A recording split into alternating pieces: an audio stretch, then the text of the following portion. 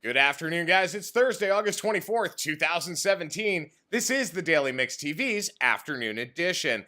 So, some brands that lit the day on Monday when the first total eclipse hit this country in over 38 years. Now, we've talked about this a couple times over the last week, but there were a lot of brands that focused on celebratory campaigns rather than straight hard promotion. For those that were more about driving business, they did very well.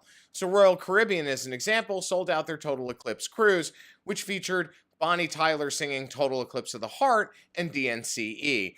There were record lines of 90 minutes or more reported at Krispy Kreme locations for their Eclipse donut. That was their first foray into the full chocolate glazed donut. And sales of Bonnie Tyler's hit increased 507% as Pink Floyd's Dark Side of the Moon shot up 160%. Now, something tells me that celebratory campaigns will eventually win out overall, especially with the coveted millennial and Generation Z demographics. But only time will tell on that because a lot of companies haven't finished tallying their weekly results and comparatives will come out next week. Some Northwest states, though, saw really large jumps in their weekly retail gasoline price averages. So Oregon, as an example, was the first state to see eclipse totality, had the biggest increase with its retail gasoline price average jumping 12 cents per gallon week over week, followed by Idaho, which was up 8 cents, and Washington up 5 cents. Now, Nashville, which was in the path of totality, took full advantage of the event to offer the inaugural Howl at the Moon Music Festival. It was 3 days of music, food, and activities spanning from the 19th of August through the 21st. The festival was live streamed on YouTube Live, Facebook Live, and Skype, and it took place at the Thompson Place Golf Range. Statisticians estimate that about 5 million Americans traveled to Tennessee to see the eclipse, and over 1 million had chosen Nashville as their destination of choice to experience the event. Now, even the U.S. Postal Service, which I just won't make any editorial comments on those guys, they got in on the action by printing 60 million stamps to celebrate the eclipse. They've been extremely popular selling out along the route of totality, with many locations waiting for transfers of overstock to arrive from other states. Lastly, and here's a missed opportunity and an example I can give you of what we would have done. Mitsubishi has a vehicle called the Eclipse.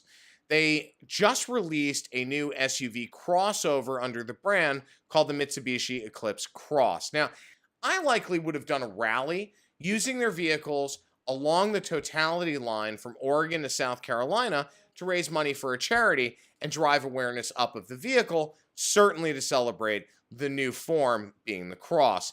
Now, from what we've seen, the Japanese automaker was streaming the Eclipse from just outside Salem, Oregon, with social media influencers from 10 different countries on hand to observe it. Now, it also served as an opportunity to do a photo shoot of the new SUV crossover. While the image they got was great, frankly, I call this a missed opportunity for larger awareness and a higher ROI, especially when the name of the event, it's an eclipse. It's the name of your vehicle.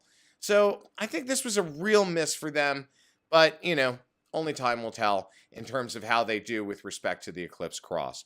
Now, last night, word hit the street that the Federal Trade Commission has cleared the way for Whole Foods to be acquired by e-commerce giant Amazon in a deal valued at $13.7 billion.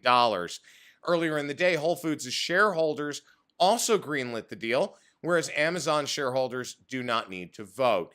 So with Amazon taking on the grocery sector by storm, what do you think is going to happen? Well, the issue at hand really is that Amazon is locked in a war with Walmart. Walmart sells nearly $200 billion in grocery items every year. Now, let me add some context to this in terms of size. The number 2 player in the sector is Kroger, and they sold $115.3 billion last year. Whole Foods revenue in 2016 hovered around $16 billion. So comparatively, this acquisition was entry level for Amazon to get its foot in the door. Now, the likeliest of scenarios here is that Amazon will roll Amazon Fresh under the Whole Foods banner once it does some brand maintenance. Remember, there's a reason why Whole Foods at one point was nicknamed Whole Paycheck because of its pricing schematic and certainly some of the other issues that the chain faced. Now, they're going to use Whole Foods' locations likely as distribution points for grocery delivery, as well as to service Prime Now customers in markets the service is currently unavailable in. They'll probably also use Whole Foods stores to sell their new meal kits, which I hear are going very well so far. Now, it's an interesting time in grocery with so many mass market players in the mix, including Target with their superstores.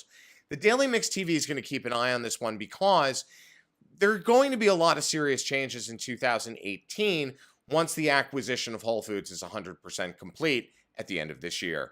My name is Sean Patrick Hillman. I'm the CEO of Hill Story Marketing. I'm also the editor-in-chief of the Daily Mix TV. We would love to hear from you, so please email us at thedailymixtv@gmail.com. Have a great rest of your day, guys. Tomorrow's Friday. We'll catch you then.